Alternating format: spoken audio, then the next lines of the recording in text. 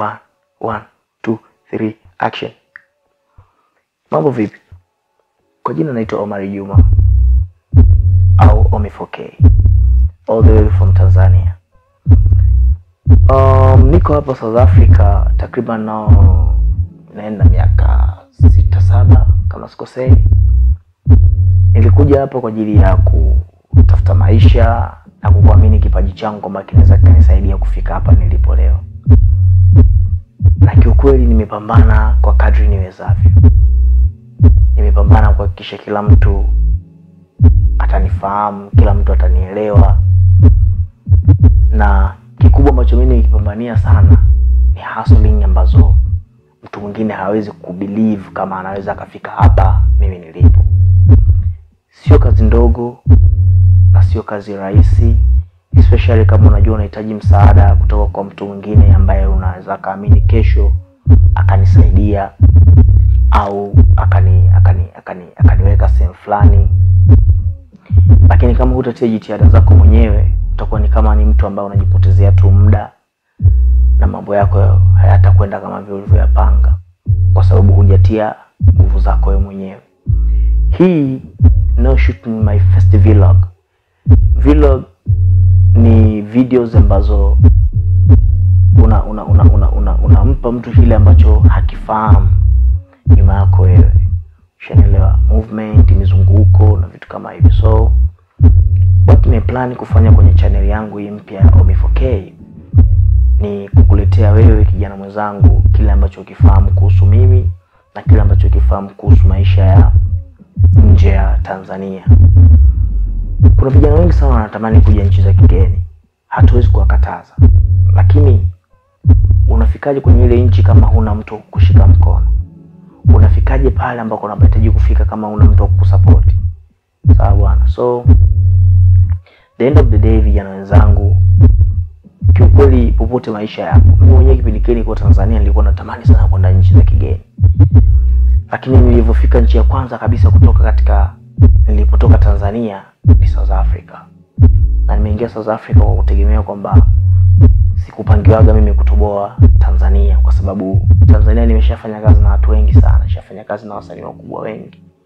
Lakini sikuona impact yao yoyote zaidi ya kuwa anakutumia, alafu yani anakufanya kama vile mwanamke dash madaya. Naweza nikasema kwa lugha rahisi. So the end of the day nikasema ngoja nizangu tu nje ya nchi nikatafute maisha nione itakuwaje na maisha yaendelee. Lakini toka nimeingia nchi hii sikuwahi kufanya kazi yoyote haramu, sikuwahi kufanya kazi yoyote ya hatari kuhatarisha maisha yangu kiujumla. Namshukuru Mungu kwa miaka ambayo nimeishi hapa South Africa mpaka leo. Alhamdulillah, nakasema nimepata mtoto mmoja na mke na bado tunaendelea kutengeneza family, tunaendelea kupambania maisha yetu. Sasa kama wewe kijana wa Tanzania sasa hivi una plan za kuja nchi za kigeni, lazima uweke full package ya themes, matarajio na unaenda katika ile nchi kufanya nini, kwa sababu kuna vijana wengi sana ambao wanatamani kuja nchi za kigeni alafu hawajui wanakuja kufanya nini. The end of the day wanafanyaje? Wanaumia kwa njia gani? Watakutana makundi, watatafutana hatu tu bwana sehemu fulani, wanaenda ile sehemu, mwisho wa siku wanafanyaje? Yanatokea matatizo ya kutokea, wanakuwa wezi, wanakuwa wauza unga, wanakuwa wauza bangi, na mwisho wa siku hamna chochote ambacho wanakipata. So kwa nini nimesema nikuletee hii vlog? Hii vlog yangu nitakuwa na kuonesha kila kitu ambacho kinahusiana na maisha ya nje. Maisha ya nje yenyewe utajua vipi? Nitakuwa nakupeleka labda kuna sehemu naenda ufahamu. Mimi nitakupeleka. Na tutaangalia pale pakoje, pana nini na nini. Lakini kama wewe kijana na unahitaji kupambana na kufight, najua ni ngumu sana kutoboa mtaani kwako. Kama unahisi mtaani kwako hutafanikiwa, nenda hata mkoani, nenda hata Morogoro, nenda hata wapi. Sehemu ziko nyingi. Haina haja tena kusema eti mimi nakimbilia nchi za nje. Nchi za nje sasa hivi zishakuwa kama Uduanzi, zishakuwa kama Mieyusho. Na vijana wengi sana wanakuangania, mimi nataka nje South Africa, nataka ni Marekani. Yaani kuna nchi ambazo huwezi kuingia kabisa, lakini at least hizi nchi zetu za Afrika, Sudan na wapi hizi East West North unaingia one time. Sema kuna nchi ambazo huwezi kuvuka kama hayo mabahari ya Atlantic, yao inakuwa ni ngumu sana kureach kule kwa sababu wana mikakati yao wenyewe walioipanga kwa watu weusi kuto kuingia katika nchi zao kiholela holela. Mimi napata ujumbe, yani napata message nyingi sana kutoka kwa vijana wa sasa hivi tofauti. Mtu anakupigia simu, bwana bro, bwana mimi naona unafanya labda kitu fulani nataka nije. Hajui wewe huko unapitia mambo mangapi, au hajui wewe huko unafanya vitu vingapi mpaka umefikia hapa. So kijana mwenzangu, namshukuru na mama yetu Samia huyo hapo, Mheshimiwa Rais wa Jamhuri ya Muungano wa Tanzania, anajaribu kuangalia kwa jicho la upana kabisa, kwa jicho kubwa, kuhakikisha vijana wote wanakuwa katika mstari mmoja, kuijenga taifa, kujenga nchi yetu.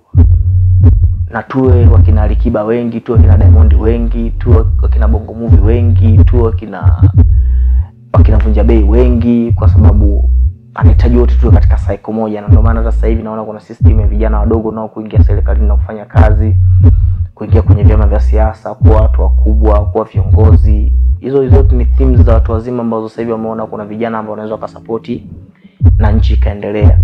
So wewe kama kijana mzangu, mimi sikushauri kukurupuka wala sikukatazi kuondoka, kwa sababu hayo yote ni matakwa yako wewe utakavyojipangia katika maisha yako.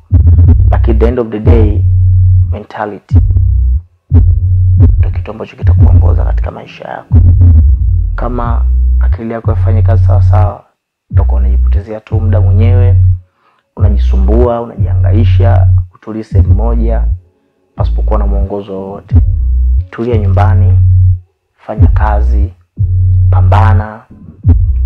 Ziko njia tofauti za kuhakikisha una survive katika maisha yetu. Mimi naamini hilo. Na naamini pia wewe unaamini hilo. Lakini kingine ambacho unahitaji kufahamu zaidi, una plani kutoka sasa hivi labda nchi yako kwenda nchi nyingine. Kule unapoenda kuna nani atakusaidia? Na ukifika kule, je, kuna vitu gani utaachieve ili uweze kuonekana mtu wa maana ulipotoka? So hizo ni changamoto ambazo watu wengi sana tunazikutana nazo, hususan sisi ambao tupo nchi za watu, kwa sababu tunaogopa kurudi nyumbani leo. Ukijiangalia, maisha yangu wenyewe ndo kama yale ya jana, itakuwa nikienda home mikono mitupu, haita make sense. Lakini mwisho wa siku tunapambana na ugali wa kila siku. Naamini utakuwa kidogo umepata ambacho nini nataka kukuletea. Alafu vingine zaidi nitakuwa nakuletea taratibu mpaka tutafikia lengo. This is my first vlog. Please don't forget to subscribe, like and comment. I can say huge thank you to my brother Peter from